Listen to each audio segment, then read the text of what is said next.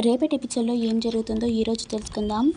అన్య రోహిత్తో రోహిత్ ప్రీతి కోసం ఆ ఆనంద భైరవి కుంకుమ పువ్వు పట్టుకొని వస్తుందట.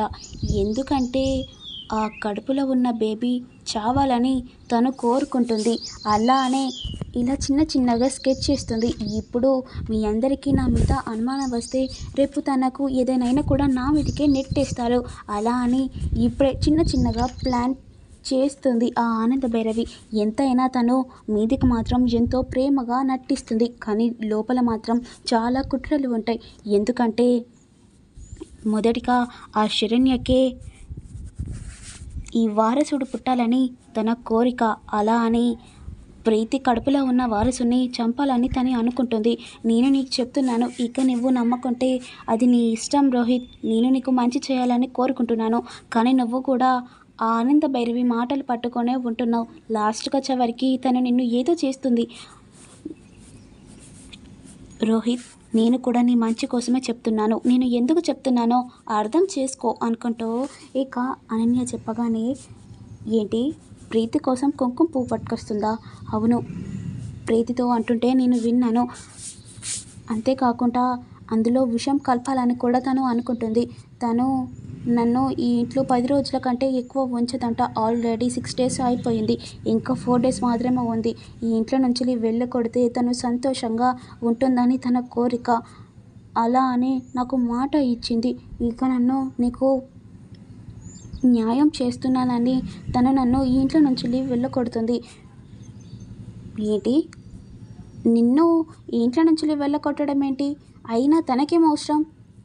ఎందుకంటే తను చేసే కుట్రలన్నీ నీకు చెప్తున్నానని తనకు డౌట్ వచ్చింది. ఓ, ఇంతగానం చేస్తుందా అనుకుంటూ రోహిత్ కూడా మనసులో అనుకుంటాడు. మరోవైపు ఏమో లహరి చాలా బాధపడుతూ ఉంటుంది. ఏవండి, ఏంటండి ఈ తాగి రావడం ఏంటండి? అయినా ఊకే మీ ఫ్రెండ్స్ రావడం ఏంటండి? బాయ్స్ వస్తే ఏం కాదు, కానీ ఆడవాళ్ళను పట్టుకొచ్చుకుంటున్నావు, చూసేవాళ్ళు ఏమనుకుంటారండి అనుకుంటూ లహరి ఏడ్చుకుంటూ ఉంటుంది. ఏంటి ఇప్పుడు నీ బాధ ఏంటి అనుకుంటూ సంతోష్ లహరి మీదకి చాలా సీరియస్గా మాట్లాడుతూ ఉంటాడు.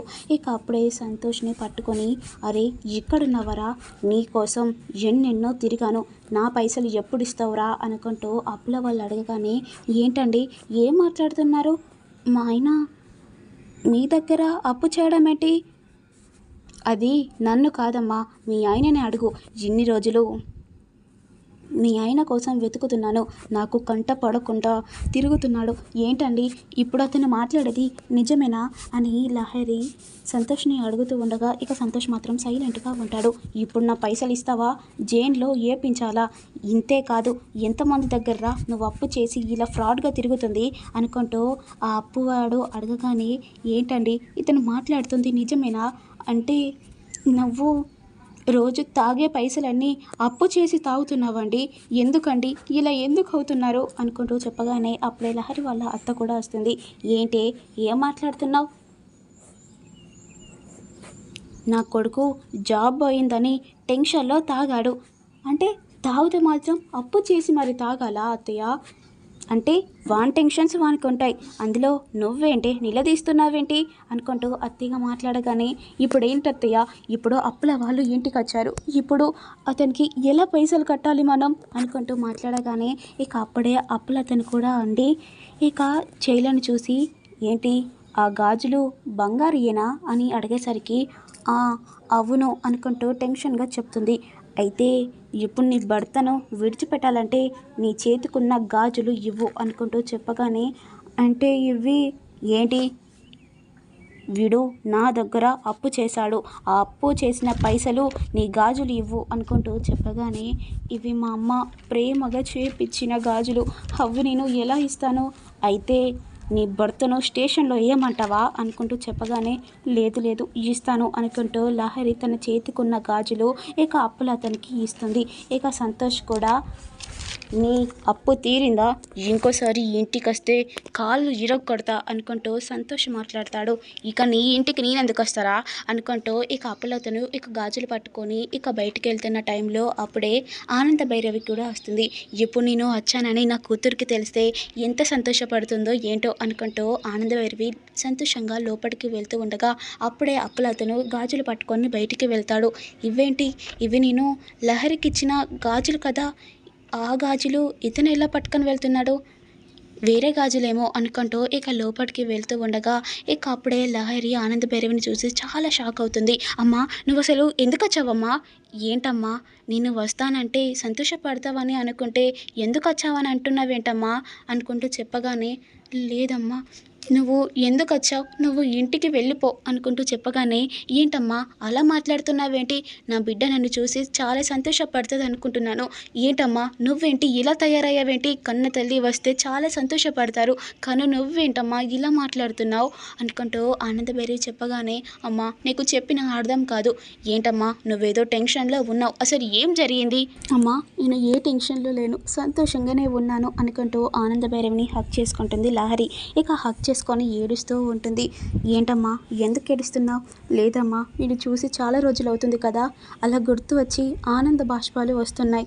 ఏంటమ్మా నీకేదన్నా ప్రాబ్లంగా ఉందా, ఉంటే చెప్పు అనుకుంటూ ఆనంద భైరవి చెప్పగానే, లేదమ్మా ఏం టెన్షన్గా లేదు అనుకుంటూ ఇక చేయిలు ముందట పెట్టుకోగానే, లహరి నీకు ఇచ్చిన గాజులు ఏవమ్మా, గాజులు తీసావేంటి అనుకుంటూ చెప్పగానే, అంటే అమ్మా గాజులు బీరువాలో పెట్టాను, కొంచెం ఇరిటేటింగ్గా ఉంటే గాజులు తీసి బీరువాలో పెట్టానమ్మా. అమ్మా లహరి ఎందుకమ్మా అలా అబద్ధాలు చెప్తున్నావు, నాకు మొత్తం తెలిసిపోయింది, నేను వెళ్తున్న దారిలోనే నీ గాజులు పట్టుకొని అప్పులతను వెళ్ళిపోయాడు, ఇవి లహరి గాజులని అడిగితే తను జరిగింది మొత్తం చెప్పాడమ్మా. ఎందుకమ్మా ఇంత మనసులో బాధ పెట్టుకొని కనీసం అమ్మకు కూడా చెప్పాలనిపించలేదా? అమ్మా నీకు చెప్తే నువ్వు కూడా టెన్షన్ పడతావు కదమ్మా, అందుకే నీకు చెప్పి ఎందుకు బాధ పెట్టడం అని చెప్పకుండా నా మనసులోనే దాచుకున్నానమ్మా. ఈ ఇంట్లో ఉండాలంటే చాలా కష్టంగా వద్దమ్మా అనుకుంటూ చెప్పగానే, ఏంటమ్మా నీ మనసులో ఎంత బాధ ఉందా అనుకుంటూ లహరిని హగ్ చేసుకుంటుంది ఆనంద భైరవి. ఇక అప్పుడే లహరి వాళ్ళ అత్త కూడా వస్తుంది. ఇక ఆనంద భైరవి మాట్లాడుతుంది. ఏంటి ఏదో ఏడుస్తున్నట్టున్నారు? కాదండి, ఇంటికి పెద్దవారు కొడుకును ఎలా ఏ దారి పడుతున్నాడని కనీసం చూసుకోరా అనుకుంటూ ఆనంద భైరవి చెప్పగానే, నా కొడుకు ఏం దారి తప్పట్లేదు, నా కొడుకు అన్నిట్లో పర్ఫెక్ట్గానే ఉంటాడు, ఈ ఇంట్లోకి నీ బిడ్డ అడుగు పెట్టగానే ఈ ఇంట్లో శని వచ్చింది అని చెప్పేసరికి ఒక్కసారిగా కోపంగా చూస్తుంది ఆనంద భైరవి. ఏంటి నా కూతురు ఈ ఇంట్లో అడుగు పెడితే శని వచ్చిందా అనుకుంటూ ఇక మాట్లాడగానే ఇక తను కూడా సీరియస్గా మాట్లాడుతూ ఉంటుంది. ఇక ఆనంద భైరవి ముందే ఇక సంతోష్ కూడా వెళ్తూ ఉంటుంటే, సంతోష్ ఆగు బాబు అనుకుంటూ వెళ్ళగానే, ఏంటి అనుకుంటూ సంతోష్ కూడా మాట్లాడతాడు. నువ్వు జాబ్ చేస్తున్నావని నాకు లహరి చెప్పింది కదా, ఈ అప్పులేంటి బాబు అనుకుంటూ చెప్పగానే, చేస్తున్నాను, ట్రై చేస్తున్నాను. ఏంటి ట్రై చేస్తున్నావా? ఇంకా ట్రై చేయడానికే ఉన్నావా బాబు నువ్వు? అయినా లహరిని పెళ్లి చేసుకొని ఒక కొడుకో బాబో పుట్టాల్సిన టైంలో ఇంకా నువ్వు జాబ్ కోసం ట్రై చేస్తున్నావా నువ్వు? అసలు ఏంటి బాబు ఇలా తయారైపోయావు అని అడుగుతూ ఉంటుంటే, ఏంటి నా కొడుకును అలా నిలదీస్తే అడుగుతున్నావేంటి?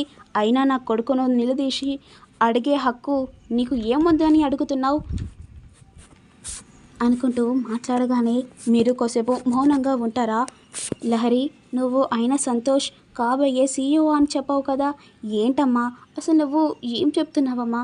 అమ్మా నీకు క్లియర్గా అన్నీ చెప్తానమ్మా, ఈ ఇంట్లో వాళ్ళను ఏం అడగకు అనుకుంటూ ఇక లహరి చెప్పగానే ఇక వెంటనే ఆనంద భైరవి లహరి ఇద్దరు కూర్చొని మాట్లాడుతూ ఉంటాడు. ఇక లహరి మనసులో బాధ మొత్తం చెప్తూ ఉంటుంది లహరి. ఇక ఆనంద భైరవి అవన్నీ చెప్పగానే ఒక్కటేసారిగా ఏడ్చుకొని ఉంటుంది. అమ్మా అంతేకాదు సంతోష్ నైట్ టైంలో ఒక్కొక్కరిని ఇంటికి తీసుకొని వస్తున్నారు. ఆ టైంలో ఏం చేయాలో కూడా అర్థం అవ్వట్లేదమ్మా. అయినా సంతోష్ ఇలా ఉంటాడని అస్సలు అనుకోలేదు అనుకుంటూ చెప్పగానే, ఏంటి ఇదంతా చేస్తున్నాడా సంతోష్ అనుకుంటూ ఇక ఒక్కసారిగా కోపంగా నిల్చొని ఉంటుంది. అమ్మ నువ్వు ఇక్కడ ఉండడానికి వీల్లేదు, పద అమ్మ మనం ఇంటికి వెళ్ళిపోదాం అనుకుంటూ ఆనంద్ బరివి చెప్పగానే ఒక్కసారిగా లహరి, అమ్మా ఇప్పుడు నేను ఇంటికి రానమ్మా, ఏంటమ్మా ఏం మాట్లాడుతున్నావు, అవునమ్మా నేను ఇక్కడనే ఉంటాను అనుకుంటూ లహరి చెప్పగానే, సరే అమ్మా నీ ఇష్టం అమ్మా, ఇక్కడనే కూర్చో, నేను ఇప్పుడే కాఫీ పెట్టుకొని వస్తాను అనుకుంటూ ఇక లహరి కిచెన్లోకి వెళ్తుంది. ఇక కిచెన్లోకి వెళ్ళగానే ఇక టీ పౌడర్ ఏమి ఉండకపోవడంతో, అయ్యో అమ్మకు టీ పెట్టడానికి కనీసం పాలు కూడా లేవు, ఏమీ లేవు, ఇప్పుడు అమ్మకు ఎలా పెట్టాలి, కనీసం పైసలు కూడా లేవు అనుకుంటూ బాధపడుతూ ఉండగా ఇక అప్పుడే ఆనంద భైరవి కూడా వచ్చి, లహరి నాకు ఇప్పుడు కాఫీ తాగాలని లేదు, నేను వెళ్ళిపోతున్నాను అనుకుంటూ ఇక తన దగ్గర ఉన్న క్యాష్ ఇక లహరికి ఇచ్చి వెళ్ళిపోతూ ఉంటుంది. అమ్మ ఈ పైసలు ఎందుకమ్మా, అక్కర్లేదు అమ్మా, మీ అమ్మ నీకోసం ప్రేమగా ఇస్తున్న పైసలు, ఇవి నీ దగ్గర పెట్టుకో అనుకుంటూ ఇక పైసలు ఇచ్చి ఇక ఆనంద భైరవి ఇంటికి వెళ్ళిపోతూ ఉంటుంది. బాధపడుతూ వెళుతుంది. ఇక అప్పుడే పోయే దారిలో ఇక ప్రీతి కోసం కుంకుమ పువ్వు పట్టుకొని వెళ్తుంది. ఇక ఇంటికి వెళ్ళాక ప్రీతికి ఇచ్చి కుంకుమ పువ్వు ఇస్తుంది. అత్తయ్య తెచ్చారా నా కోసం, ఇప్పుడు నా కడుపులో ఉన్న బాబు సంతోషంగా తాగుతాడు, ఈ కుంకుమ పువ్వు తాగలేదని చాలా బాధపడ్డావు కదా అత్తయ్య, ఇప్పుడు సంతోషంగా తాగుతాను, నీ చేత్తోటే పెట్టివత్తయ్య అనుకుంటూ ఇక చెప్పగానే ఇక కుంకుమ పువ్వు ఆనంద భైరవి చేయిలో పెట్టి ఇక కిందికి వెళ్ళిపోతుంది. ఆగమ్మా పాలు వేడి చేసుకొని వస్తాను అనుకుంటూ ఇక కిందికి వెళ్ళిపోతూ ఉంటుంది. ఇక అప్పుడే రోహిత్ తన చేతిలో ఉన్న కుంకుమ పువ్వు తీసుకొని, ప్రీతి నువ్వు ఏం చేస్తున్నావు, ఏంటండి మీరు ఏం మాట్లాడుతున్నారో నాకు అర్థం అవ్వట్లేదు, నువ్వు